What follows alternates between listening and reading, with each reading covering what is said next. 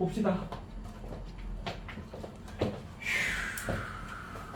평화사상과 세계의 시민윤리고 아까 문제 풀면서 계속 성수 들리는 거 문제 중에 있죠. 범위가 좀 겹치거든. 평화사상과 관련된 거야. 우리 4단원이 사회사상이고 아까 윤리사상인데 이 사회사상 나오는 거 있잖아. 앞에서 한 얘기입니다. 평화에 대해서, 이상 국가에 대해서, 혹은 뭐 자본주의에 대해서, 민주주의에 대해서 이런 거, 분배체제 이런 거 쭉 한 거를 뭐의 기준에서 앞에서 봤던 동양윤리, 서양윤리 기준에서 보는 거야. 그래서 여기도 똑같이 동양윤리, 서양윤리 나눠서 앞에 나온 사람들이랑 플러스 알파 조금 더 나올 겁니다. 그러니까 동양평화사상에서는 유교 나오는데 유교. 유교는 뭘 통해서 덕치를 이루라 그런 거야? 어떤 걸 확대해서 인의입니다. 인의. 인과 의를 확대해서 그러니까 유교에서는 뭐가 이상사회라고? 요하나 유교의 이상사회 대동사회. 그렇지. 대동사회입니다. 자, 인의를 확대해서 덕치를 하는 거거든요. 덕치. 이 덕에 따라 동치를 하는 거면 어떤 개념이 나오니? 수기이 아닌 이 인이 확대되는 게 효, 재, 충, 서 이런 식으로 인이 확대된다 그랬어. 그래서 여기도 수기 이 아닌 이 있잖아 말일 일자입니다. 없어도 돼. 수기 아닌 해도 되고 수기 이 아닌 해도 돼. 수기 이 아닌 뭘 해서 나를 수양해서 이 몸기자는 나를 뜻한다 그랬어요. 몸신자 몸기자는 나를 뜻하니까 나를 수양을 해서 뭐뭐 하여 뭐 한다고 다른 사람을 가난하게 한다. 이건 사람인자고 괜찮지? 이거는 몸기자라서 나를 얘기하는 거고 나를 수양을 해서 다른 사람을 가난하게 해. 뭐가 먼저라는 거야? 내 수양이 먼저라는 거지. 이걸 확대해서 쭉 풀어서 늘렸으면 뭐야? 수, 신, 재, 가, 시구, 평천하잖아. 이걸 줄이면 뭐야? 수, 재, 치, 평이라고도 불러요. 수신, 재가, 치구, 평천하를 줄여서 수신, 수재, 치, 평. 그래서 이렇게 수재, 치, 평이 다 이루어진 사회를 뭐라고 하는데? 덕치가 이루어진 사회? 대동사회입니다. 대동사회. 크게 하나 되는 사회. 아까 옆에 그 금호고할 때 했던 내용들도 기억하세요. 가족주의가 극복된다거나 사회적 분업이 실시된다거나 복지제도가 실현되는 사회입니다. 다. 그리고 묵자는 주요 사상 뭐 있었니? 묵자의 사상 기억나니? 자, 그지? 겸해, 그렇지. 뭘 비판한 건데? 인을 비판한 거야. 인을 뭐라고? 차별적 사랑이라고 별애라고 비판했고 묵자는 스스로 뭐라고 했어? 별애라고 겸애라고 얘기했지. 겸애. 한자 기억나니 이거? 알았으면 좋겠는데 이거. 가만히 겸자입니다. 다른 사람들을 전부 다 겸해서 아가페적 사랑을 못하죠. 예수적 사랑. 그래서 겸애는 별애랑 다르다까지 모든 인을 동일하게 사랑하기 때문에 여기는 단어 파트 자체가 평화사상이에요. 평화사상. 그래서 모든 사람들 동등하게 사랑하면 뭐 해야 돼? 전쟁에 일으키지 말라. 그렇지? 침략 전쟁을 부정하는 거고 이것도 똑같아요. 자, 저번에 내가 이 설명을 했었던 거 모르겠는데 묵자는 일반적으로 뭐 그렇게 부르진 않는데 내가 가르친 강사님 내가 이게 공부하면서 배웠던 강사님은 뭐 이렇게 얘기를 하더라고. 묵자를 동양의 예수다. 겸해 사상이거든. 동양의 예수. 이제 아가페적 사랑이잖아. 겸해가. 그리고 동양의 벤담이다. 벤담 어디 나와? 공리주의. 공리의 원리가 뭐예요? 최대다수의 최대 행복. 뭐를 올리는 거야? 사회적 효용성을 증진시키는 건데 이익이에요. 이익. 사회적 이익을 증진시키는 게 선이다. 그래서 여기는 묵자는 겸애 사상 동양의 예수다. 그리고 동양의 벤담이다. 교리라고 해요. 사귈 교자를 써가지고 이익으로서 사귄다는 얘기입니다. 이익이 날 때만 서로 교류를 하라고. 괜찮니? 전쟁은 이익이 나는 겁니까? 안 나는 겁니까? 안 나는 거지. 그럼 교류하지 말라는 얘기예요. 괜찮니? 자, 그래서 교리 이익으로서 사귄다는 얘기인데 그래서 이 교리 사상이 4번이 교리고 교리 이익으로 사귄다. 그래서 5번이 비공 사상입니다. 비공은 공격하는 것은 아니다라는 사상이죠. 비아닐비자에 공격할 공자를 써가지고 그래서 교리에서 오는 거예요. 뭐기 때문에 이익이 안 나. 전쟁을 하면은 침략하는 쪽도 피해를 받는 쪽은 당연히 손해지. 뭐 침략 받으면 뭐 사람도 많이 죽고 뭐 물자도 농사도 못 짓고 막 이렇게 한단 말이야. 사회는 온란해지고 물가는 오르고. 그래서 당연히 6번에 침략 전쟁이라고 적었어요. 침략 전쟁은 인명 피해, 정치적 혼란으로 득이 많다, 실이 많다. 실이 더 많아요. 잃어버리는 게 더 많아. 이해 득실을 따지다 때 그 득실이죠. 잃어버리는 게 더 많기 때문에 침략 전쟁을 하면 안 돼. 근데 침략하는 주체가 누군데? 침략국이잖아. 침략국. 이게 피해국은 당연히 피해를 입으니까 손해가 더 크고요. 침략국도 피해가 더 크다는 거예요. 자, 그래서 인명 피해, 정치적 혼란 이런 거는 침략할 때도 벌어지는 거잖아. 당연히 전쟁하러 쳐들어오면은 물자 약탈 같은 거 하겠지만 사람이 죽는데 사람이 죽는 것이 더 손해가 크다는 거죠. 그래서 나돌리 버돌소 뜻이 뭐니 민지야? 나돌리 버돌소 무슨 뜻이야? 나돌리 A 뭡니까 너? 나돌리 A면 그렇지 A뿐만 아니라 버돌소 B B도 여기 나돌리 침략국 버돌소 P 침략국이면 뭐야? 나돌리 P 침략국 버돌소 침략국이네. 그러면 피침략뿐만 아니라 침략을 당하는 국가는 당연히 피해를 보는 거고 침략국 또한 침략국도 마찬가지로 피해를 보니까 침략 전쟁하지 말라고. 이해하니? 그러면 문제가 이런 식으로 나옵니다. 실제로 묵자 선지로 모든 전쟁을 부정했다. 묵자는 모든 전쟁을 부정적으로 바라봤다. 맞을까 틀릴까? 아니야. 무슨 전쟁은 된다고? 방어 전쟁은 돼요. 그러니까 그냥 가만히 약탈 당하고 다 뭐 뺏기고 사람들 다 죽는 것보다는 뭐가 나아? 방어 전쟁을 수행해서 우리 나라를 지키는 게 피침략국 입장에서 더 이득이지. 이해하니? 침략국 입장에서는 침략을 하는 거든 혹은 피침략국을 하는 거든 이 침략국은 양방에 다 손해가 가는데 내가 피침략 당하는 국가일 때는 그냥 가만히 있는 것보다 뭐가 더 낫다고? 맞서 싸우는 게 더 손해가 덜하다고. 그래서 방어 전쟁은 훌륭합니다. 방어 전쟁. 실제로 묵자가 전국 시대까지는 좀 민간 차원에서 피지매칭에서 좀 인기를 많이 끌었거든. 그래서 약소국한테 가가지고 얘네들은 전쟁 기술자들이 많았어요. 공성기 같은 거 만들고 수성전에 대가했어. 그래서 침략 당하는 국가 가가지고 성 다 주변에 불태우고 성 안에 들어가지고 수성전 하면서 군사력을 많이 제공했기 때문에 나름대로 춘추 전국 시대까지는 인기가 좀 있었습니다. 근데 이제 춘추 전국 시대 끝나고 나서는 안정기라 전쟁할 일이 없으니까 묵자 세상이 이제 점점 소멸한 거고. 괜찮죠? 사회가 안정적이니까 지배층은 당연히 싫어하겠지. 피지배층 이런 거 전쟁 막 이런 거 싫어한다. 그래서 없어질 겁니다. 여튼 그래서 침략 당하는 나라들 편이었기 때문에 묵자는 피침략국은 방어 전쟁은 허용된다라고 얘기합니다. 자, 그리고 불교는 불교의 사랑은 뭐니? 불교의 사랑. 자, 유교의 사랑은 차별적 사랑이고 불교의 사랑은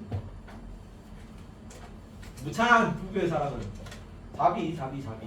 이거는 차별적 사람이니까 비차별적 사람이야. 차별을 해 안 해? 자비에서는 안 해. 심지어 뭐까지 차별 안 해. 사람인지 아닌지도 차별하지 않습니다. 뭐가 기준이기 때문에 우리 전 세계는 뭘로 이어져 있기 때문에 연기로 이어져 있다는 거죠. 연기 상황이다. 연기. 모든 존재는 다 인연으로 이어져 있기 때문에 개미도 이게 그 집신 이런 거 다 듬성듬성하게 일부러 만든다고 개미 발도가. 개미가 전 세계 우리 아버지일 수 있잖아. 그지? 내 아버지 발면 안 되죠. 그래서 듬성듬성하게 일부러 막 해가지고 함부로 다른 존재를 해치면 안 돼. 모든 존재는 다 인연으로 이어져 있기 때문에. 그래서 연기에 대한 자극을 통해서 연기 이 연기에 대한 자극을 통해서 만물에 대한 사랑이 뭐가 나온다고? 다시 불교의 사랑 자비. 그래서 뭐랑 다르냐면 유교랑도 달라요. 유교는 별애지 차별하는 사랑이죠. 묵자랑도 다른 게 묵자는 사람 아닌 사람 한다까지 사랑하라 뭐 이런 얘기는 안 했거든요. 모든 존재를 사랑하라는 약간 그 불교에서만 나온 얘기입니다. 동물까지 사랑해, 식물까지 사랑해. 그래서 자비는 나돌리 인간뿐만 아니라 뭐까지? 동식물 모든 생명까지 다 포함하는 개념이지. 그래서 모기도 잡으면 안 되는 거죠 사실. 애인 나라 생겨도 그냥 살려가지고 이거 밖에 내보내줘야지. 아니면은 이 모기의 생존을 위해서 피를 빨아먹혀줘야지. 서로 연결된 존재니까요. 자, 그래서 자비에서 뭐가 나오냐면 어떤 교리가 나오냐면 불살생 비폭력입니다. 비폭력 불복종 할 때 그 비폭력 불살생. 자, 이 모기가 전생에 내 아버지였을 수도 있기 때문에 모기를 함부로 잡으면 안 됩니다. 불살생이지. 근데 이거는 원래 원시 인도에서 쭉 내려오는 사상이었기 때문에 이 단어를 원어로 가끔씩 나올 때도 있어서 아힘사라고 해요. 아힘사. 같은 말입니다. 불상 아힘사를 불교에서 불살생으로 번역했습니다. 죽이지 않는다, 해치지 않는다는 뜻입니다. 괜찮니? 불살생이라는 뜻이고, 요게 10번 불살생 아힘사, 요거 11번 비폭력이죠. 비폭력. 불교 사상가는 아닙니다만 강진이 힌두교 사상가입니다. 근데 원래 불교가 어디서 나왔어? 인도에서 만들어졌죠. 그래서 인도 사상의 영향을 받았기 때문에 불교도 간디가 얘기하는 이 불살생 혹은 비폭력주의가 비폭력 불복종 운동 있잖아. 거기 교리를 같이 공유해요. 불교. 그래서 불교도 불살생 아힘사 혹은 비폭력 그런 거 다 어디서 나온 거야? 자비에서 나온다. 자비. 그래서 간디 선지로 나올 수 있습니다. 불교랑 공통점이고 이거는 간디에다가 빠졌는데 비폭력 불복종 운동이라고 적어놨는 비폭력 불복종 운동.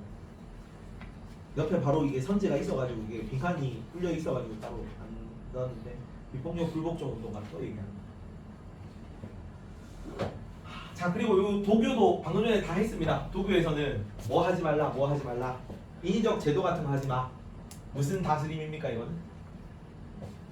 무위의 다스림. 뭡니까? 무위의 다스림이면 무위지치지. 무위지치. 법, 제도, 질서, 예절 이런 거 다 부정하랬잖아요. 그래서 아무것도 안 하는 다스림이에요. 그럼 통치자가 있는 겁니까 없는 겁니까? 통치자는 있죠. 통치자는 있는데 통치자가 뭐 하는 거야? 아무것도 안 하는 거야. 그래서 무위의 다스림입니다. 다스림도 있어요. 지배 질서도 있고 통치자도 있어. 근데 통치자는 사람을 백성을 뭐 취급한다고 아까 들었니? 백성을 뭐 취급하는 존재입니까? 오, 그치. 무슨 개? 그냥 개 취급하는 거면 좀 그렇고 지프로 만든 개 취급하죠. 지프로 만든 개 취급하는 거는 하찮게 여긴다는 뜻인가? 아니면 아무 관심이 없다는 얘기입니다. 관심이 없다는 얘기예요. 하늘이 사람을 그렇게 봤지. 그런 것처럼 성인도 이상적인 군주라면 백성을 그렇게 관심을 안 가지고 하면 내버려두는 무위의 다스림을 실천하는 그런 다스림입니다. 그래서 이 무위지치는 인위적 제도 같은 게 없는 거고 따로 이제 통치를 위한 법, 예절, 질서 이런 게 없는 거고 그래서 이 무위지치가 다스려지는 국가를 아까 뭐랬다 이상사회 소국과민 사회입니다. 소국은 무슨 뜻이야? 작은 나라. 과민은 무슨 뜻이야? 적을 관자예요. 적을 관자. 적은 백성의 뜻입니다. 자, 유교는 아까 인의 예지 효제 충서 뭐 수신제가 지구 펼쳐가지고 쭉 범위가 넓어졌죠. 그래서 어디까지? 세상 전체로 넓어져서 대동이고 큰 한 덩어리잖아. 크게 같은 거죠. 대동. 여기는 자, 법 없애고 질서 없애고 쭉 없애가지고 뭐까지 어느 정도까지 줄어든 거야? 마을 단위까지 줄어든 거예요. 마을 단위까지 줄어든 국가야. 그래서 작은 나라 적은 국민이죠. 아까 뭐 얘기한다고? 뭐 옆 국가에서 뭐 무슨 소리가 들려? 닭 짖는 소리, 닭 우는 소리, 개 짖는 소리가 들린다고. 마을 단위 국가야. 그리고 교류를 해 안 해? 교류를 합니까 안 합니까? 교류를 안 해. 교류를 하면 범위가 커지잖아. 범위가 커지면 안 된다고. 작은 국가, 그다음에 적은 국민 상태로 있어야 되기 때문에 서로 왕래하지 않는다라는 표현이 나와요. 자, 그게 소국과민 사회고 그래서 여기는 자급자족하는 사회입니다. 자급자족. 당연히 서로 교류하지 않으니까 전쟁이 있겠니 없겠니? 전쟁이 없겠죠. 그래서 평화로운 상태가 벌어진 이상 국가가 되면은 당연히 교류가 없기 때문에 전쟁도 없고 평화로운 사회가 도래할 수밖에 없는 거지. 자, 교류하거나 침략도 안 하고 자급자족하면서 살고 개인과 자연이 조화를 이루는 상태입니다. 인간 본성에 따라 사는 사회죠. 자, 그래서 이 인간 본성에 사는 거를 뭐 어떤 자연 물로 표현했어. 최고의 선은 뭐다? 물. 그걸 뭐라고 합니까? 제 선의 선은 물이다. 상선, 약수다. 같을 약자를 써요. 최선에서는 물과 같다. 상선은 약수다. 상선 약수에서 물이 어떤 덕을 가지고 있기 때문에 자 물이 돌을 만나면 어떻게 한다고? 돌아간다고. 무슨 덕이에요? 부쟁의 덕. 싸우지 않는다. 싸우지 않는다. 물은 어느 쪽으로 흐른다고? 높은 곳에서 낮은 곳으로 흐른다고. 무슨 덕? 겸허의 덕. 겸허의 덕. 그래서 상선 약수 같은 물 같은 마음의 태도를 가지면 14번 15번 겸허 부쟁의 덕을 가지고 있습니다. 겸허 부쟁의 덕. 자 그러면은 남을 대할 때 서로 나를 계속 낮출 거고 내가 더 낮으면 내가 더 이러고 올 거잖아. 그리고 서로 물은 계속 돌아가니까 싸울 것 같으면 이렇게 돌아가는 거죠. 어깨만 보면 이렇게 해가지고 서로 비켜가니까 안 싸우겠죠. 어떤 상태라고? 평화 상태예요. 소국 가민 사이는 서로 교류하지 않기 때문에 충돌이 없어서 평화롭고 그리고 서로 이 소국 가민 사이의 사람들은 부쟁의 덕과 겸허의 덕을 갖추기 때문에 싸우지 않기 때문에 평화로워요. 그래서 아까 대동사회도 모든 사람들이 다 가족 같은 사회입니다. 대동사회는 수신제가 치고 평천하가 이루어진 사회고 가족주의 극복됐다 그랬어요. 그리고 도가 이상 사회인 소국 가민 사회도 평화로운 사회야. 그리고 묵자의 비공 사상 기억하세요. 이익이 없기 때문에 방어 전쟁 빼고 서로 침략하는 것은 서로 손해가 크기 때문에 침략하지 않는다. 그래서 이것도 평화 사상입니다. 괜찮니? 다 지금 뭐 얘기하고 있는 거야? 평화 얘기하고 있는 거야. 불교도 자비에서 뭐가 왔어? 비폭력, 불사일생. 불사일생 뭐라고? 아힘사. 이런 개념이 나오고 이것도 평화 사상이지. 이게 동양사상 다죠. 유불도에 뭐까지 끼워서? 국자까지 끼워서. 내용을 안 어렵지. 옛날에 다 한 내용이고요. 이까지 동양사상이다. 그러면 서양사상 들어가기 전에 서양사상에서 이 현실 세계의 평화 관련한 두 가지 관점이 있어요. 두 가지 관점. 두 가지 관점은 뭐냐면 첫 번째는 이상주의라고 그러고 이상주의. 두 번째는 현실주의라고 합니다.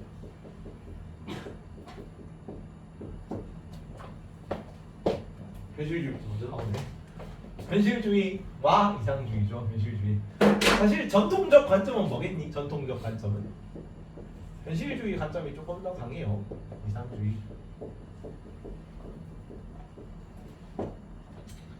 현실주의는 말 그대로 있는 현실을 보자는 거야. 여기는 이제 꿈 같은 소리 하고 있네 이렇게 비판하는 거지. 이상주의 사회고. 여기서는 자 국제 정세는 뭘로 이루어져? 국제 정세는 힘의 논리에 따라 이루어진다고. 그래서 어떤 상황의 평화 상태는 진짜 평화 상태가 아니라 모든 사람들 다 행복하고 사이좋고 그런 상태가 아니라 그냥 대치 중인 상황이야. 전쟁이 없는 상태가 평화 상태입니다. 이걸 뭐라고 하냐면 세력 균형이 이루어진 상태라고 해요. 16번이 세력 균형 상태. 무게 들고. 그래서 국가 간 분쟁 같은 거 막고 싶은 거잖아요. 현실주의든 이상주의든 전쟁이 없는 상태를 바라긴 바라겠죠. 철학자들이랑 다 전쟁이 없는 상태를 바라니까 뭘 하라 그러면 현실주의자는 세력 균형을 이루라 그래. 어떤 쪽에서 막 한쪽 세력이 더 강해지잖아. 그러면 어떤 세력이 다른 세력보다 압도적으로 강한 힘을 가지게 되면 이거는 평화를 뭔가 위협하는 요소입니다. 위협하는 요소. 그러면 원래 얘네 둘이 싸우고 여기는 힘이 조그만해가지고 얘네 둘이 싸우고 있는 중이었단 말이야. 갑자기 얘가 힘이 막 커져 막 산업화가 돼가지고 옛날에 미국은 2등 국가였거든 사실. 유럽이 1등 국가들이고 얘네들 식민지 많았단 말이야. 1, 2차 세계대전을 거치면서 딱 공업화가 돼가지고 미국이 갑자기 커진 거지. 그럼 어떻게 해야 돼? 얘네 둘이 싸우는 거 멈추고 그 둘이 손잡고 얘에 대항해야 되는 거야. 그래야 평화 상태가 도래합니다. 뭔 말인지 이해가니? 평화를 위해서 현실주의에서 뭐를 이룩해야 된다고? 세력 균형을 이룩해야 된다. 괜찮죠? 현실적이죠. 현실주의니까. 자 그럼 현실주의에서는 여기서 보자. 자, 이상주의는 근데 평화를 어떤 상태로 봐? 평화를 보편 도덕 원리의 실현 상태라고 써요. 보편 도덕 원리의 실현 상태입니다. 이상주의에서는 요거는 세력 균형 상태고 세력 균형. 여기는 보편 도덕 원리. 이 보편 도덕 원리라는 거는 칸트식으로 따지면 뭘까요? 칸트식으로 보편 도덕 원리를 따지면 정한명령 같은 거죠. 정한명령이나 뭐 같은 거 도덕 법칙 같은 개념이겠죠. 그래서 칸트도 영구평화론이라는 책을 쓰거든요. 영구평화론 책. 국가 간의 관계에서 서로를 국가를 인격체로 대우하는 것도 정언명령이야. 괜찮지? 조금 이따 나올 겁니다. 그런 보편 도덕 원리의 지배를 받는 상태가 평화로운 상태입니다. 서로를 국가가 이제 인격체처럼 서로 존중해주는 상태인 거죠. 괜찮니? 자, 그리고 현실주의에서는 국제법은 실효성이 있어 없어? 국제법은 강제력이 없죠. 강제력이 없단 말이야. 그래서 내가 국제법 국제사무재판소에서 사실은 그 남지중해 남사분도 문제, 남중국해 문제입니다. 남중국해 문제에서 베트남이랑 중국이랑 땅땅땅 해가지고 국제사무재판소 가가지고 남중국해 영유권 베트남에 있다고 인정받은 지역이 있단 말이야. 그래서 중국이 말 안 듣죠. 국제사무재판소가 뭐 뇌물 먹었든지 농간을 부렸든지 실제 사실하고 다른 결정을 내린 거다 이러면서 빠득빠득 꾸이면서 계속 영유권 주장하고 있단 말이야. 국제법이 있지만 유명무실하다라고 보는 거예요. 현실주의 입장에서는 강제력이 없지 사실은. 유엔이 강제력이 없잖아. 그냥 권고 수준이야. 어떻게 보면 권고. 말 안 들으면 그만이기 때문에 국제법은 실효성이 없다라고 그 역할을 부정하는 거고요. 자, 국가의 비윤리적 행위를 정당화할 수 있다는 단점이 있습니다. 현실주의는 힘의 논리에 따르는 거잖아. 그래서 러시아가 우크라이나에 침략한 거 사실은 뭐 나토 가입이 명분이긴 한데 그거 하면서 이전에도 막 조금씩 세력을 넓히려고 했지. 크림반도 러우 전쟁 전에 러시아가 크림반도를 점령했단 말이에요. 일부 땅을 떼갔어요. 우크라이나 땅을. 그래서 그거에 위협을 느껴가지고 우크라이나가 나토 가입한 것도 맞아. 그러니까 뭐 이런 거 막 조금씩 러시아가 우크라이나 땅을 떼갈 때 이런 거에 대해서 현실주의 입장이니까 강대국이 이런 식으로 힘의 논리가 지배하는 건 당연하지 않아? 라고 러시아가 할 때 현실주의 입장에서 별로 반박할 수가 없어요. 애초에 힘의 논리를 인정하는 사상이기 때문에. 괜찮지? 자, 근데 이상주의에서는 뭐라고 하냐면 이상주의에서는 18번, 19번의 국제연맹과 국제법입니다. 국제연맹은 뭐 같은 거 얘기하는 거냐면 국제연맹은 지금 세계 그 정부의 역할을 하는 게 뭐야? 국제연맹 지금 역할을 하는 세계 유일의 단체, 가장 큰 단체, 국가간연합체, UN 같은 개념이에요. UN 같은 거. 이런 UN의 권고 같은 거나 이 국제연맹이라는 단어를 처음 썼던 거는 칸트입니다. 나중에 나올 거야. 뭐 UN 같은 개념이나 혹은 국제법 혹은 국제기구 같은 걸 통해서 강제력은 약하긴 하거든. 근데 구속력이 좀 있긴 있어요. 그리고 유엔군이 강제력을 발휘해가지고 실제로 강제력을 행사했던 사례가 있어. 뭡니까? 6.25 전쟁, 6.25 전쟁. 그래서 처음에 딱 유엔 만들어지고 얼마 안 됐을 거거든. 유엔 입장도 1950년에 6.25 전쟁이 터졌잖아. 유엔이 만들어진 게 1945년 이후거든요. 2차 세계대전 끝나보니까 만들어진 지 얼마 안 돼가지고 여기서 아무 역할을 못 하잖아. 아무 역할을 못 하면은 유엔이 남한 정부 같은 거는 한국 사회에서 배웠는지 모르겠지만 유엔이 남한 단독 정부 승인해가지고 남한만 단독 선거했던 거잖아. 북한이랑 같이 하자 그래가지고 하자 그랬는데 북한이 거절해가지고 그럼 유엔에서 남한 혼자만이라도 단독 선거 하라 그래가지고 남한에서 단독 선거한 합법 정부란 말이야.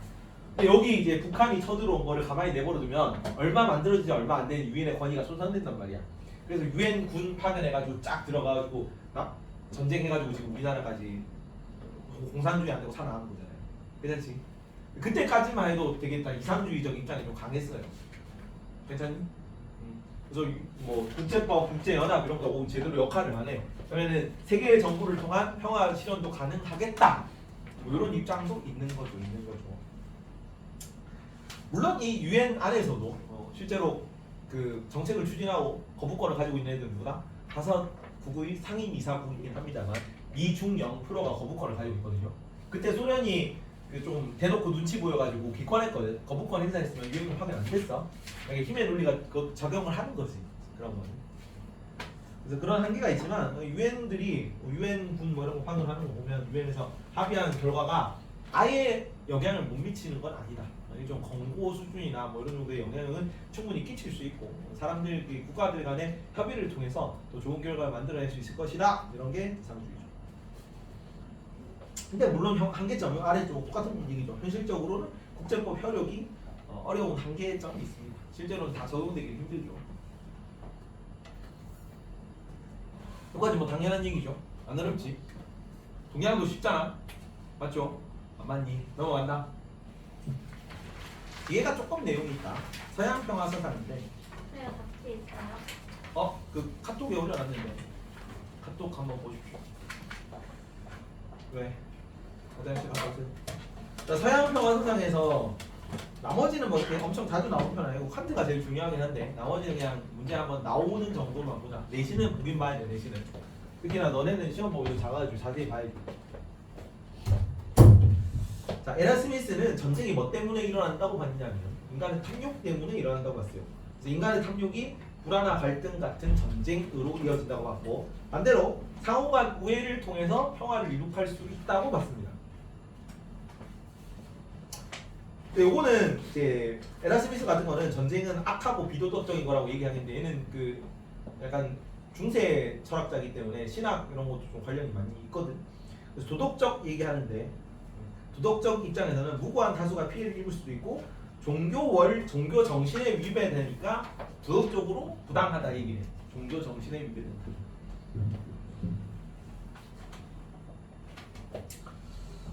종교 정신에 위배되고 그리고 무고한 다수가 피해를 받을 수 있다. 그래서 도덕적 입장에서 부당하고요. 그리고 경제적 입장에서 이건 뭐랑 비슷하냐면 아까 교리 누가 얘기했어? 교리. 묵자가 얘기했잖아. 묵자가 교리 얘기하는 건 이익이 안 나면 하지 말라는 거죠. 이익이 안 나면 사귀지 말라. 그래서 침략 전쟁을 부인했는데 그거랑 똑같아요. 경제적 영역에서 전쟁 비용이 2번, 전쟁 비용이 3번, 평화 비용보다 더 큽니다. 그래서 전쟁을 경제적 관점에서 설명했다. 전쟁의 부당성을 경제적 관점에서 접근하였다, 설명하였다 이런 표현이 나오면 에라스미스야. 전쟁 비용이 돈이 더 많이 들기 때문에 평화 시에 유지되는 비용보다 전쟁하지 말라. 그래서 악하고 비도덕적인 거다. 자, 그리고 생피에르는 여기 좀 현실주의 철학자에 가깝거든요. 전쟁은 뭐에서 비롯됐다? 인간의 이기심에서 비롯된 거야. 남의 국가의 뭐 물자, 뭐 재산, 뭐 자원 이런 거 탐나니까 그거 가지려고 전쟁하는 거잖아. 그걸 인정한다. 먼저 인정하고 그러면 평화를 달성을 위해서는 이전에는 자 이상주의적 입장입니다.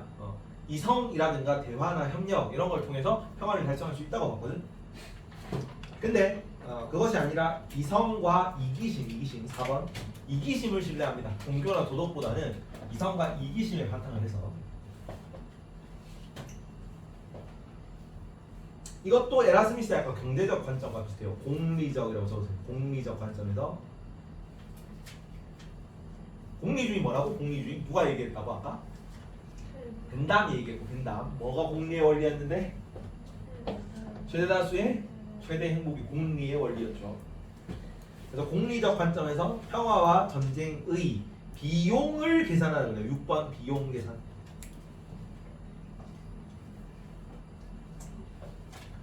비용을 계산해서 전쟁을 하는 비용이 평화를 유지하는 비용보다 더 비싸면 전쟁을 안 할 거 아니야. 그거를 계산하기 위한 합의체를 만들라고요. 누가 하냐면 군주들의 연합으로. 생피에르는 중세 사람입니다. 중세. 그 군주국 막 있고 도시국가 이런 거 있던 시기 사람이라서 군주들의 연합으로 구성된 상설기구를 만들라고요. 뭐랑 비슷한 이거 나중에?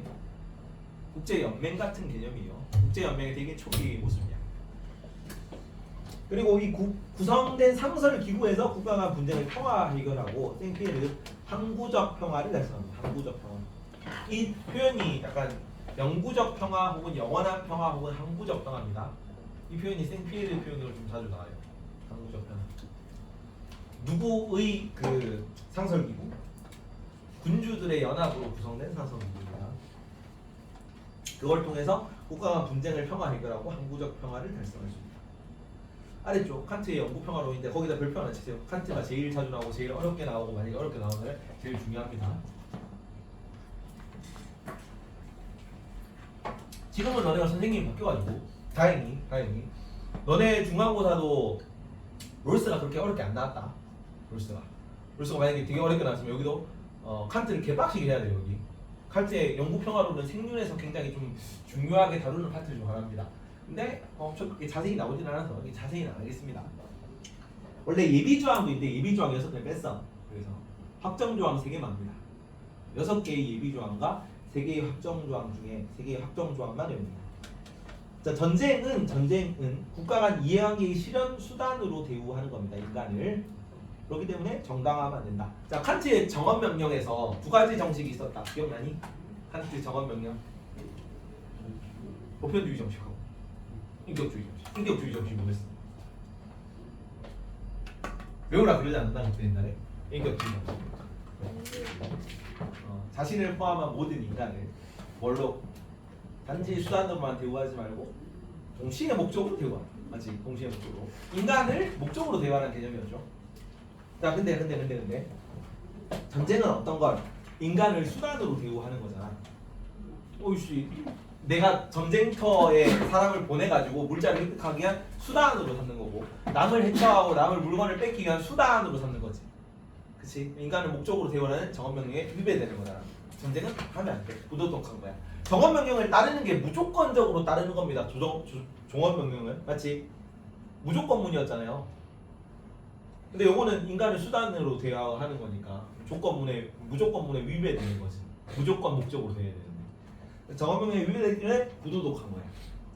정언명령에 따르는 게 도덕적인 거니까. 그래서 부도덕한 개념이다. 정당화될 수 없다라고 얘기를 하고.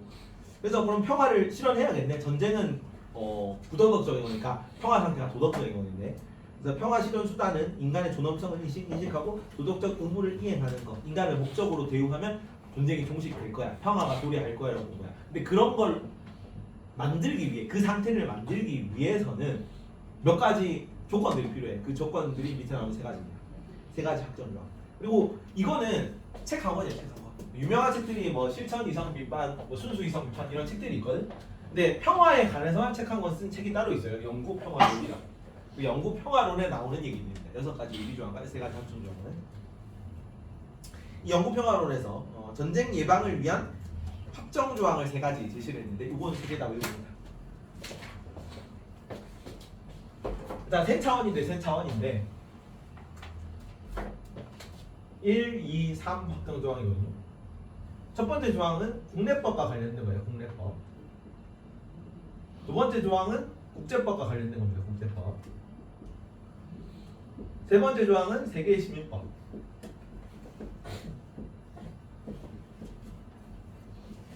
국내법은 뭐겠니? 국가 내겠지. 그죠? 국내법이니까 국가 내에 적용되는 법이겠지. 그리고 국제법은 뭐겠니? 국가 간에 적용되는 법이겠죠. 세계 시민법은 뭐겠니? 개인과 국가 간에 적용되는 법입니다. 다른 국가의 타국에 방문한 개인이 세계 시민으로 대우받는 것에 대한 법이야. 세계 시민법. 뭐라 썼냐? 세민 시민법, 세계 시민법. 괜찮니? 근데 국내법에 따르면 뭐하면 국내 정치 체제는 뭐에 관련되어야 되냐면 공화 정체와 관련돼요. 공화 정체. 국내 정치 체제는 공화 정체여야 된다. 이게 첫 번째 학점으로 합니다. 1번에 공화 정체라고 써요. 공화정입니다. 정체는 정치 체제예요. 공화정 혹은 정체 둘 다 써도 됩니다. 자, 모든 국가의 시민적 정치 체제는 공화정이다. 공화정. 근데 왜 공화정이어야 되냐면 칸트는 1700년대 사람입니다. 칸트 1700년대는 어떤 거 있었냐면은 절대왕정이 있고 프리드리히 대왕과 이러던 시기야. 괜찮니? 군주국이 일반적인 시기였다고. 이때 당시 공화정을 얘기하는 것도 되게 선진적인 겁니다. 지금 막 공화정은 아직 프랑스 혁명도 일어나기 전이라 가지고 많이 없어요 사실. 영국이 의회 민주주의에서 제한적 공화제의 형태를 띠고 있긴 한데 실제로는 거의 유럽 대부분의 국가들이 군주국이었습니다. 고대 로마, 그다음에 중세 이탈리아 이런데 공화 정체가 약간 좀 드문드문 발견되는 그런 거를 이상적으로 본 거예요. 괜찮니? 자, 근데 왜 얘는 공화 정체를 이상적으로 봤냐? 여기까지 알고 있어야 된다. 여기까지 시험에 나온다. 자, 실제로 오늘날에는 민주주의 사회가 대부분이죠. 독재 국가 이런 국가들이 있지만, 근데 민주주의 사회가 도래하고 나서 일반적으로 보편화되고 나서 민주주의 사회가 전쟁의 빈도가 훨씬 줄었어. 지금 우리나라는 지금 전 세계는 역사상으로 이 정도면 굉장히 전쟁이 없는 세대예요. 진짜 전쟁을 많이 안 하는 시대야. 근데 이 전쟁을 안 하게 되는 이유 중 하나가 여러 가지 이유가 있겠지만 복합적으로 뭐 핵전쟁 같은 거 우리 없겠지.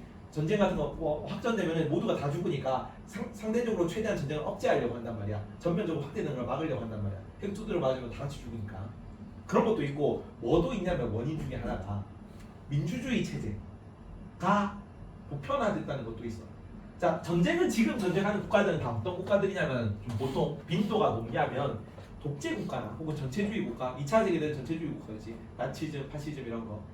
그리고 러우 전쟁, 푸틴 독재하고 있잖아요. 그다음에 왕정 국가, 군주 국가, 독재 국가에서 전쟁의 빈도가 높아요. 일반적으로. 이건 뭐 때문이냐면 그 전쟁하는 거 막 이런 멘트가 있잖아. 전쟁에 나가 죽는 거는 누가 전쟁에 내보내는 건 누가 전쟁에 내보냅니까 사람들을. 전쟁에 나가는 건 누가 나가고 젊은이들이 전쟁에 나가고 젊은이들이 전쟁에 나가는 걸 결정하는 건 누구야? 늙은이들이 결정하잖아. 뭔 말인지 이해가? 독재국가 혹은 뭐 왕정국가 이런 데서 전쟁을 결정하는 사람은 왕이지. 그지? 왕이 결정하고 누가 죽어요? 일반 시민들이 죽잖아.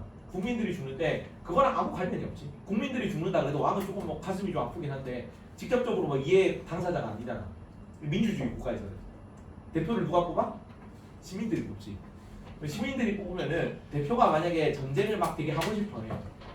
근데 국민들이 그 대표를 뽑아주지 않겠죠. 왜냐하면은 진짜 막 내 뭐 먹고 사는 게 걸려 있고 혹은 뭐 내가 뭐 너무 큰 자주권을 침해받고 이런 경우가 아니라면 전쟁터에 나가고 싶어하는 일반 국민이 많지 않겠죠. 일반적으로는. 그렇지. 그래서 전쟁터에 나가는 대표가 일반적으로 당선 확률이 좀 낮아. 민주주의 체제에서. 실제로 그래서 민주주의 체제에서는 전쟁 빈도가 낮습니다. 이해가요? 그걸 위해서 뭐가 되라고?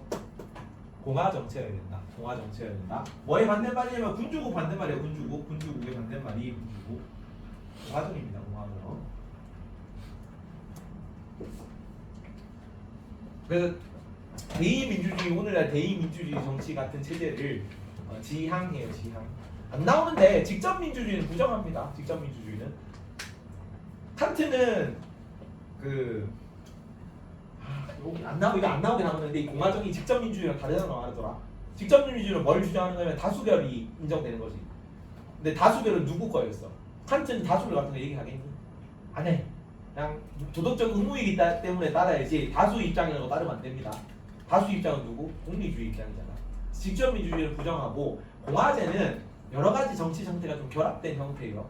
그래서 군주정이나 민주정이나 엘리트주의 이런 게 결합된 형태, 그래서 조화롭게 이루어지는 어떤 이상적인 정치 스타일입니다.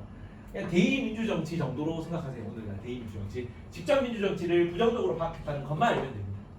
그래서 공화정, 민주정이라는 용어를 안 씁니다. 공화정이라는 용어를 쓴다. 그것만 적으세요.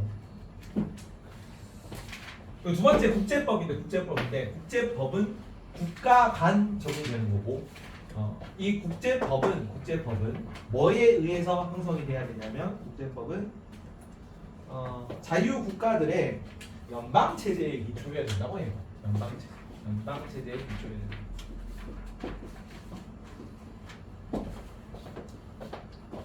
그래서 10번은 국제법이고 국제법은 자유 국가들의 11번 연방 체제에 기초해야 됩니다.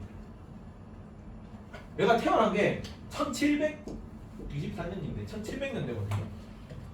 지금 초기 형태의 이 국제 연방 체제라는 게 최초로 만들어진 게 언제냐면 1차 세계대전 이후야. 지금은 국제 연합이지. 중2 때 배웠어요. 1차 세계대전 끝나고 국제 연맹이거든. 그러니까 국제 연맹이라는 초기적인 형태의 전 세계적인 어떤 국가 연합이 만들어진 게 200년 후입니다. 200년. 한 30년 후쯤에 만들어진 거를 언제부터 200년 전에 얘기를 하고 있었다는 거지. 그래서 칸트가 조금 약간 나름 유명한 인물 같은 이렇게 그 뒤에 만들어질 체제를 미리 설계한 인물이야. 그래서 유명한 철학자가 된 거죠. 그래서 국제법은 자유국가들의 연방 체제를 기초해야 된다. 그래서 실제로 1차 세계대전 끝나고 사람들이 뭐 이런 세계적인 정부 기구가 있어야 되지 않겠냐라고 얘기를 하면서 칸트 사상의 영향을 많이 받았대요. 연방, 국제연맹, 국제연합 이런 거 만들어지는 거예요.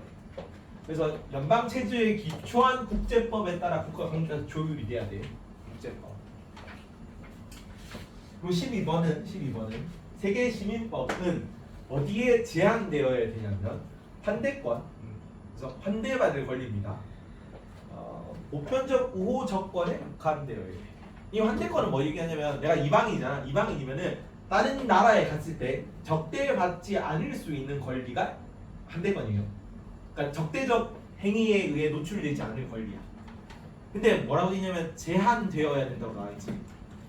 그래서 세계시민법은 세계 시민, 그러니까 전 세계 연방 체제가 이루어지면 다른 나라랑 교류가 많아질 거 아니야. 다른 나라랑 교류하면서 다른 나라로 가는 그 어떤 이방인에 대한 법이야. 세계시민법은 시민들 간에 규정되는 거지. 근데 이 다른 나라를 방문한 이방인은 그 나라에 뭐 체류할 권리라든가 그 나라 뭐 정치에 간섭할 권리라든가 투표권, 참여권 이런 거는 인정되지 않아요. 그냥 그 나라에 가서 적대받지 않을 기본적 인권에 관한 권한만 주어져야 된다. 이걸 폭넓게 주어지면 어떻게 돼? 영토 침탈할 가능성도 있잖아. 여기 이방인이 장기 체류하고 정치 체제에 침범하고 그러면 이것도 안 하잖아. 국가들은 중요한 개념이다 이거는. 여기 윤사 내용이 아니라 가지고 맞았는데 국가를 개별 국가를 인격체적 개념으로 봐요. 칸트는 중요하다. 개별 국가를 인격체적 개념으로 본다. 그러면 국가를 뭘로 대우해야 돼? 인격체적 개념이에요. 국가가 목적으로 대우해야 돼. 그것도 정언명령입니다. 이해가? 그래서 여기 있는 세 가지 확정 조건 전부 다 정언명령이에요. 괜찮니? 국가를 인격으로 대우하기 위한 목적으로 대우하기 위한 조건들이니까 다 조건명령이야. 괜찮니? 근데 세계시민법 같은 거 여기서 이걸 폭넓게 도장하면은 남의 국가, 남의 주권이 침해될 수 있다. 그건 안 돼. 그래서 일단 최소한으로 개인도 다른 나라에 방문하는 개인도 인격이지. 얘는 목적으로 대우해야 되니까 얘가 그냥 왔다는 이유만으로 적대적으로 대우해서는 안 돼. 최소한으로 지켜줄게. 근데 그 이상은 안 돼. 이해가지? 세 가지 다 알아야 돼. 국내법, 국제법, 세계시민법과 관련된 법들입니다. 1조항, 2조항, 3조항인데 1조항은 공화정체여야 돼. 공화정체제여야 돼. 정치체제가. 2조항은 연방체제의 기초에서 국제법이 만들어져야 돼. 여기 국가 간 연방체제는 단일 정부 이런 거 아니에요. 개별 국가들이 다 인격이랬죠. 인격이랬지. 그래서 개별 국가들이 다 같이 모여가지고 어떤 그 협의 과정을 거친 연방체제입니다. 이것도 세계 정부, 단일 정부 이런 거 안 됩니다.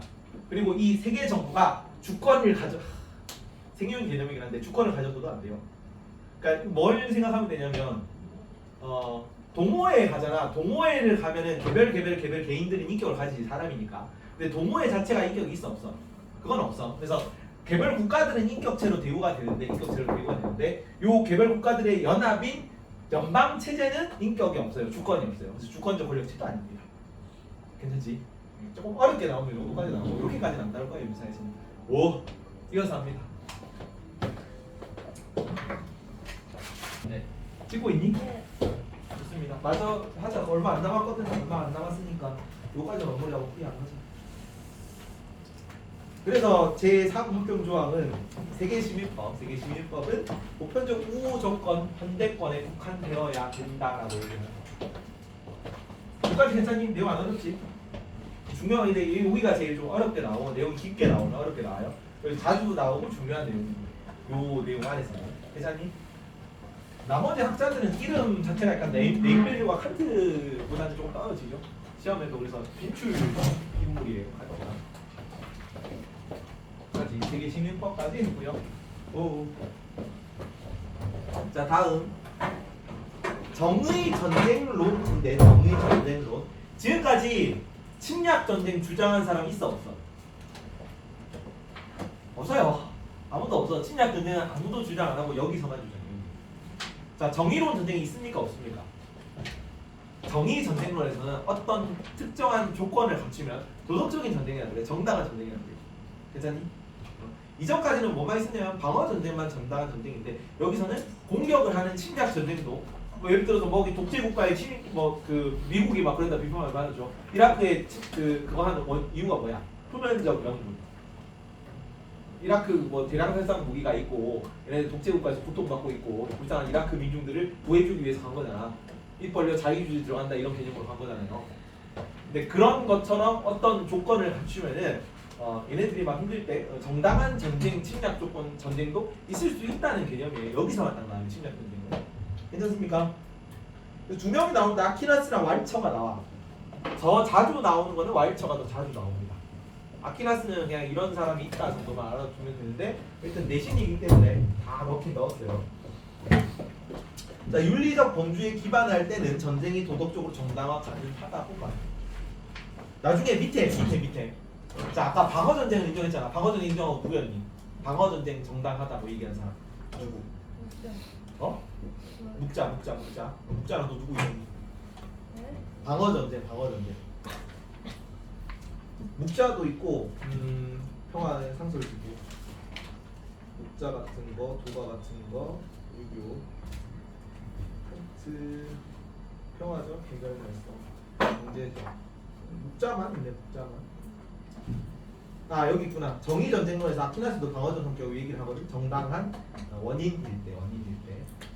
자, 근데 밑에 갈총 같은 경우는 밑에 갈총 제일 밑에 있죠. 조금 이따 알 건데 갈총 같은 거는 모든 전쟁을 다 부정해요. 이게 차이점이다. 누구는 침략 전쟁까지 인정하고 누구는 방어 전쟁만 인정하고 누구는 아예 모든 전쟁을 다 부정한다. 그런 거 학자들마다 그 조금 입장 차이점 고르는 걸로 나오겠죠. 그 문제입니다. 자, 아키나스는 첫 번째 정의 전쟁론인데 어떤 조건들을 갖추었을 때 정당한 전쟁이냐? 아키나스 첫 번째 정당한 의도가 있어야 돼요. 정당한 의도. 자, 비례의 원칙을 따른다고 보는데 마더텅 있니 혹시 마더텅? 마더텅 저쪽에 보면 관련 내용이 나옵니다.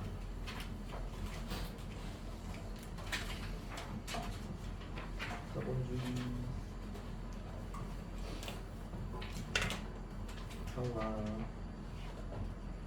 256페이지. 정당한 의도 해가지고 오른쪽 정의 전쟁로 두 개 나와 있는 거 보입니까? 256페이지에 의도가 정당해야 되는데 적을 죽이는 행위가 공공의 선을 의도하고 비례의 원칙에 따라야 해요.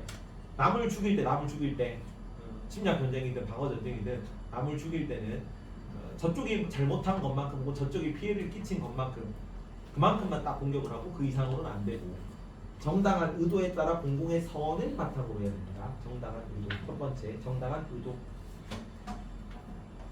14번에 정당한 원인이 있어야 돼요. 원인. 정당한 원인. 그래서 방어적 성격을 가져야 되고 아키나스는 방어적이어야 된다고 보는 겁니다.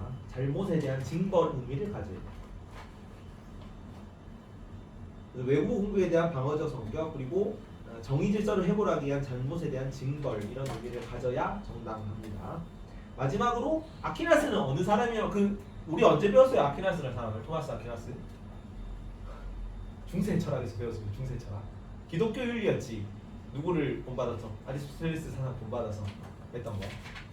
그리고 얘는 당연히 군주가 있던 시기이기 때문에 그 종교적인 거는 교황의 명령에 따르지만 종교적인 게 아니고 전쟁 같은 거는 세속적인 거잖아. 군주의 합법적 명령에 따라 전쟁이 수행돼요. 합법적 권위입니다. 권위 15번 합법적 권위. 세 가지 정당한 의도, 정당한 원인, 합법적 권위가 있을 때만 전쟁이 정당화될 수 있습니다. 그래서 정의 전쟁론이요. 요거는 사실 아키나스보다는 왈처가 훨씬 더 잘 나온다. 아까 칸트 하나 덜 붙였는데 왈처에도 불편 하나 쳐놨고요. 정의 전쟁론 파트에서는 한 70% 확률로 75% 확률로 4분의 3의 확률로 왈처가 나옵니다.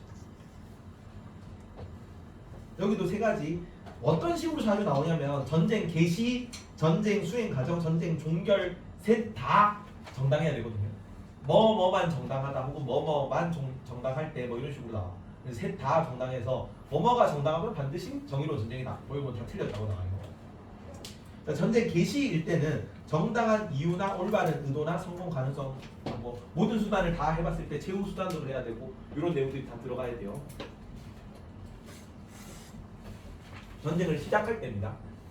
이유도 정당해야 되고 의도도 올바라야 되고 성공 가능성이 있다는 거에 비추거든요. 성공 가능성. 이거 저번에 시민불복종 할 때 했죠. 시민불복종. 안 했구나. 생윤에서 나오구나. 생윤에서 시민불복종 개념이 아무 때나 시민불복종 하지 말라거든. 성공할 것 같을 때만 시민불복종 하라 그래요. 근데 여기도 전쟁할 때 성공에 대한 가능성이 낮으면 그냥 전쟁 부정이한 전쟁이라도 의도가 올바르더라도 전쟁하지 말라 그래. 뭐 해봤자 손해만 보는데 굳이 할 필요가 없죠. 이유도 없고. 그래서 성공 가능성을 고려해야 된다. 두 번째는 전쟁 중간입니다. 전쟁 수행 과정. 아까는 첫 번째는 전쟁 개시 단계였잖아요. 전쟁 수행 과정 단계에서는 민간인 면책이라거나 보복행위나 사악한 수단을 금지해야 돼요. 민간인한테 책임지우지 말라고. 누구를 전쟁할 때 사람 죽이면 돼, 안 돼? 사람 죽여야지. 어쩔 수 없잖아요, 그거는. 누구는 죽이는 거야, 근데. 민간인은 군인은 죽이고 민간인은 죽이면 안 되죠. 민간인에 대한 죽음에 대한 면책 의무가 있습니다. 책임이 없으니까 책임을 면해줘야 되고. 그리고 보복행위나 사악한 수단을 하면 안 돼. 보복행위나 사악한 수단. 이거는 칸트 얘기도 이렇게 얘기를 하는데 전쟁이 끝났을 때 전쟁 수행 과정에 전쟁 끝나면은 이 사람이랑 이 국가랑 어떤 뭐 평화 조약 같은 거 맺을 거잖아. 그러면 이 조약 맺었을 때 전쟁 중에 너무 악독한 사악한 그러면 좀 선을 넘는 그런 행위는 하게 되면은 영원히 이 국가가 평화를 할 수가 없단 말이야. 그 뭐 독일이 예전에 뭐 주변 나라들 다 싫어하는데 예전에 전범 국가이기 때문에 일본도 우리나라 지금 일본 할 때 뭐 위안부 사건이라든가 마루타시라 이런 거 있잖아. 731 부대 그런 것 때문에 아직도 국민 감정이 안 좋지. 그래서 그런 선을 넘는 행위를 하지 말라 그래요. 사악한 수단을 사용하지 말고 보복행위 같은 거 하지 말고. 그래서 좀 선 넘는 짓을 하지 마라 전쟁 중에도. 마지막으로 전쟁 종결 시에 전쟁이 끝낼 때 내가 부당하게 점유한 뭐 불법적인 걸로 막 정당한 목적 없이 무력으로 점탈한 그런 영토 같은 건 돌려줘야 돼요. 부당한 점유는 반환해야 되고 그리고 승전국에 대해서는 정당한 배상을 해야 됩니다. 승전국에 대한 배상. 그래서 개시와 수행 과정과 종결 단계에 모두 정당한 목적, 정당한 뭐 의도, 정당한 범주가 포함되어 있어야 돼. 그래야 전쟁이 정당하다. 괜찮죠? 마지막으로 갈등입니다. 갈등은 우리가 통합사회 할 때도 봤어요. 8단원에서 기억이 안 나겠지만 폭력을 전부 다 부정해. 전부 다 부정하고 폭력과 평화를 나눠 설명하는데 자, 평화는 소극적 평화가 있고 적극적 평화가 있어요. 근데 소극적 평화는 뭐가 사라진 거냐면 폭력이 순서대로 가거든요. 물리적 폭력이 없어진 상태가 물리적 폭력,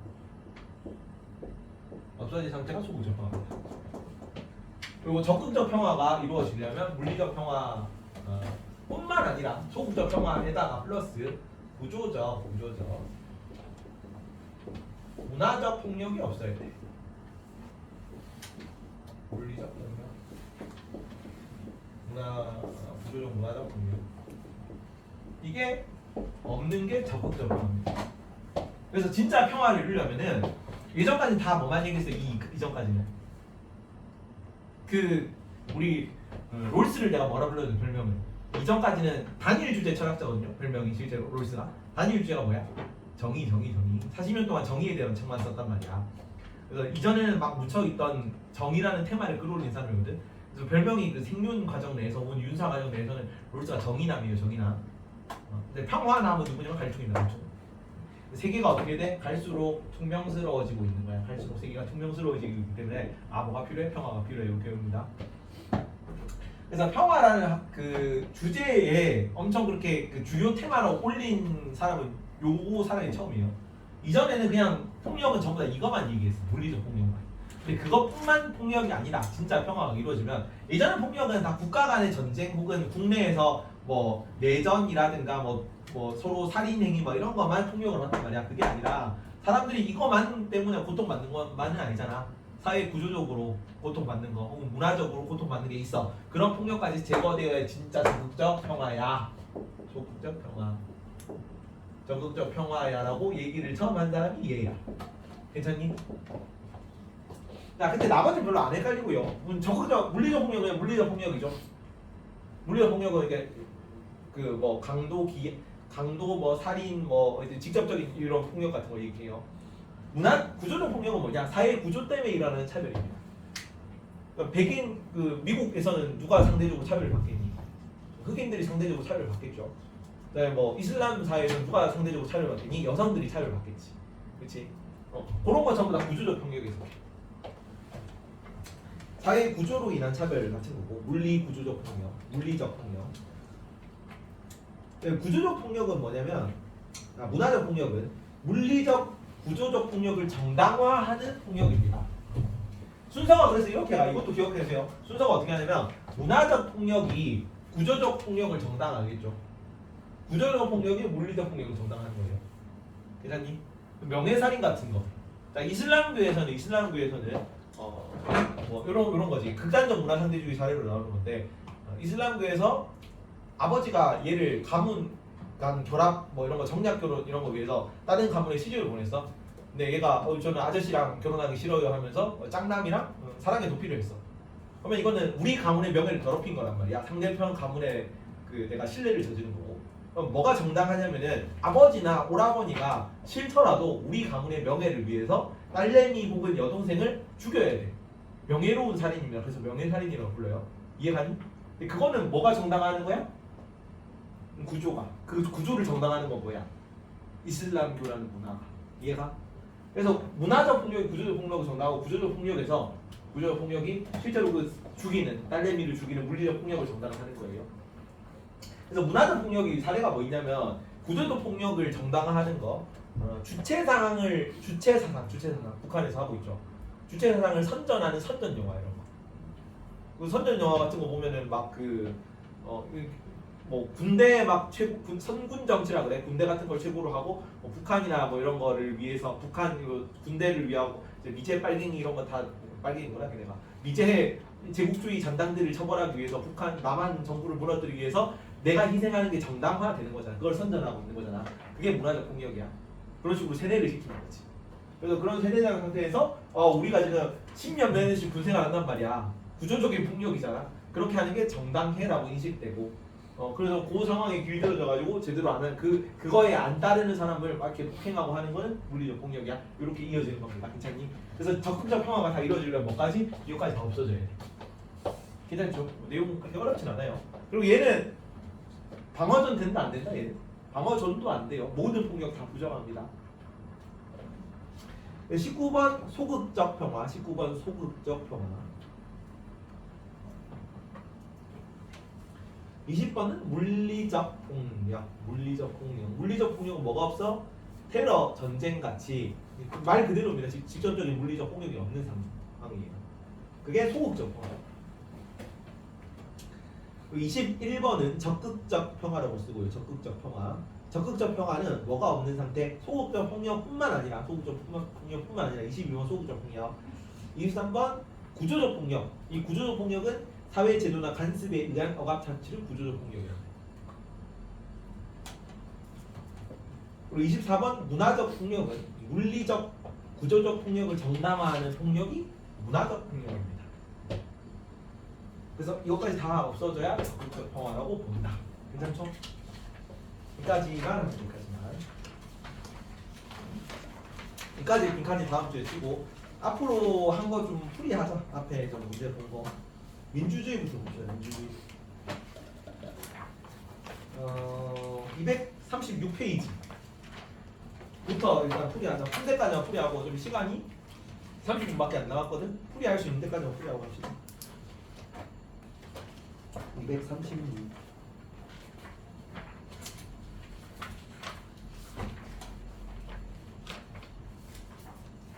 하버마스 헌법 중심. 나머지는 뭐 다 한 얘기네. 민주주의 그 1번부터 다 부를게.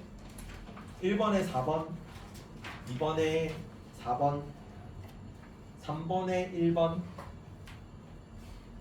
4번에 2번. 4개 틀린 거. 4번 한번 보자. 4번. 사회상은 갑을의 입장이네요. 사회상은 갑을. 자, 갑은 민주주의 사회에서 말할 수 있고 능력이 있는 사람 모두 공론장에 참여할 수 있어. 공론장이는 뭐야? 시민민주주의. 사람 이름. 하버마스. 사람 이름 얼마 안 돼요. 사람 많이 안 났잖아. 시민민주주의. 하버마스. 갑은 하버마스고 을은 자, 민주주의 사회에서 엘리트 민주주의나 엘리트 뭐야? 사람 이름? 슈페터. 그렇지. 슈페터. 그래서 시민 민주주의랑 엘리트 민주주의 차이점 고르는 거네요. 4번에서. 자, 기업 갑인데 정책의 소다성은 민주적 심의 절차에 의해 확보된다. 맞니? 그렇지. 심의 민주주의니까. 니은 진정한 민주주의는 다수의 국민이 실제로 지배하는 것은 뭐야? 다수의 국민이 실제로 지배하는 거는 직접 민주주의지. 엘리트 민주주의는 뭐야? 개인 민주주의죠. 누가 지배? 실제로 뭐에 의한 지배라 그래? 정치가에 의한 지배였죠. 엘리트 민주주의는. 좀 직접 민중이 지배하는 거 아니지. 직접 민중이 지배하는 거는 고대 그리스 때나 있었습니다. 직접 민주주의 요소로. 그래서 2번이 니은이 틀렸고, 자 정치 엘리트들의 경쟁은 국민의 권익 향상에 기여할 수 있다. 여기 좀 어려운 소재. 기여할 수 있어. 왜냐면은 얘네가 언제 주권자들이 정치를 하는 건 정치가들이지. 언제 한 번씩 주권을 행사해. 국민들이 4년에 한 번씩 투표할 때만. 그래서 얘네들끼리 4년에 한 번씩 투표 때 정치 그 권력을 얻으려고 서로 경쟁하려면 국민들의 권익 향상을 위해 서로 경쟁을 해야 투표를 얻을 수 있겠지. 그래서 권익 향상에는 기여할 수 있습니다. 리을 국가 정책은 시민들의 합리적 토론을 거쳐 투표로 결정되어야 한다는 간만 해당돼요. 간만. 합리적 토론, 그다음에 뭐 투표 이런 거. 여기는 정치가가 결정하는 거지. 엘리트 민주주의는. 괜찮니? 5번에 3번, 6번에 1번, 7번에 3번, 8번에 2번 틀린 거. 6번, 8번 봅시다. 6번. 자, 현대 민주주의 규범적 특징이네. 사회사상가. 자, 민주주의의 대신의 승인을 받는 정치가의 통치야. 답은 누구니? 정치가의 통치? 슈페터. 엘리트 민주주의고, 민주주의는 자유롭고 동등한 시민의 합리적 의사소통을 위해 실현되고 합리적 토론을 통해 기존의 선호들을 검토하고 보편적 합의네. 뭐야? 합의 과정을 거친다니까 시민민주주의로. 답 흑장으로 적정한 거니까 시민의 투표로 선출된 정치가의 자율성은 보장되어야 한다. 답이 맞습니다. 여기는 그 시민민주주의 같은 거는 권력의 초점이 어디 있어? 시민들 혹은 뭐 전문가들의 투표 합의 과정에 있는 거야. 합의 과정. 여기는 자율성이 더 중시되는 거지. 정치가의 자율성이 중시되는 겁니다. 엘리트 민주주의니까. 그래서 1번이 정답이고, 2번 시민과 정치가는 동일한 수준의 정치적 판단력을 지닌다는 엘리트 민주주의는 정치가가 더 우월한 판단력을 지녀야죠. 그래야 얘네들이 정치 전문가니까. 자, 을은 공론 3번 공론 참여자는 관련 분야의 전문가들로 제한되는 게 아니라 이해관계자들까지 포함해요. 이해관계에 대해서 이렇게 조율하고 이런 결과 이런 정책을 위반하게 되면 이렇게 될 것이다라고 이제 견해를 주는 거지. 그래서 정책 결정이 이런 결과가 어떤 식으로 나올 것인가에 대한 조언을 해줄 수 있는 사람이 전문가고, 같이 참여할 수 있는 사람들은 당연히 모든 이해 당사자가 다 참여해야 됩니다. 틀렸고, 공론 참여자의 선언은 토론 과정에서 수정될 수 있습니다. 공론 참여자의 선언은 토론 과정에서 그 어떤 반대 의사라도 표현할 수 있어야 돼요. 만약에 근데 합의를 거쳐가지고 결정에는 따라야지. 결정에는 따라야 되는데 결정에 따를 때 이의는 제기할 수 있어. 따르긴 따르야 돼. 이거는 뭐 어떻게 해야 되는 거 아니야? 그러면 다시 토론을 할 수 있습니다. 그래서 근데 합의 과정을 거쳤으면 나도 동의한 거니까 따르긴 따라야 되는데 이의는 언제든지 제기할 수 있기 때문에. 그래서 수정될 수 없다가 아니라 수정될 수 있습니다. 토론 과정에서. 시민의 공익을 위해 정책 결정에 직접 참여해야 된다는 을만 해당돼요. 을만. 정책 결정에 참여한다는. 엘리트 민주주의에서는 엘리트만 참여하는 거지. 그래서 5번도 틀렸대. 그래서 1번이네. 8번 봅시다. 사회사상가 갑을입니다. 갑을. 자, 갑은 상호간의 대화 논쟁을 통해 선호를 바꿀 수 있어야 확보된다. 선호 변경. 의사결정은 개발적인 폭력을 참여자들을 반영을 자기 선택의 자세. 시민민주주의자. 토론 과정을 거쳐야 된다는 거니까. 을은 유권자를 수동적으로 대리하는 데 그치지 않고 재량권을 가지고 능동적으로 국가를 대표하는 엘리트들의 권력에 대한 경쟁이래요. 엘리트 민주주의고. 자, 갑은 대화 참여자들의 주장에 대해 이의 제기가 가능하다.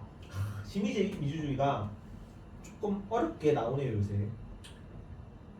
이거 생윤 내용을 다음에 한번 가져오겠습니다. 모의고사는 근데 너네는 모의고사식으로 내잖아. 너네 선생님이 모의고사식으로 내는데 여기 시민민주주의 파트가 올리드나 뭐 EBS에는 좀 쉽게 나오거든. 근데 생윤 내용이 조금 하버마스는 특히 하버마스만 가져올게.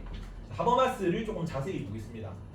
문제 그러면 요런 문제에서는 안 틀릴 거예요. 내용 그렇게 어렵지 않거든. 양이 좀 많았는데 내가 설명 안 한 것도 나오네. 그래서 대학 참가자들의 주장에 대해 이의 제기가 가능합니다. 가능하고 바꿀 수도 있고요. 자, 모든 정책 결정 과정에 시민이 모두 직접 참여해야 된다는 아니야. 각 같은 거는 내 이해관계가 관련된 것만 하면 돼요.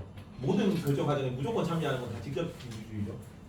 이거는 이해 당사자들이랑 전문가들이 같이 참여하는 공론장에 대한 합의가 중요한 겁니다. 이해는 아니고. 디귿 민주주의는 실제로 인민의 지배가 아니라 정치인의 지배라고 보는 입장이 엘리트 민주주의죠. 자, 시민은 항상 합리적으로 정치적 의사결정을 하는 존재다. 둘 다 아닙니다. 둘 다. 이건 중요한 게 시민 민주주의에서도 시민들이 오류 가능성을 인정해요. 그래서 누구를 넣는 거야? 전문가를 같이 넣어서 심의를 하잖아. 그래서 둘 다 합리적으로 정치 의사 결정을 하지 않는다라고 보는 겁니다. 그래서 기획 정답이에요. 자, 9번에는 1번, 10번에는 3번, 11번에는 1번, 12번에는 4번. 틀린 거. 11, 12, 12봅니다. 11번 근대사형 사상가 갑, 근대사상가 을이네요.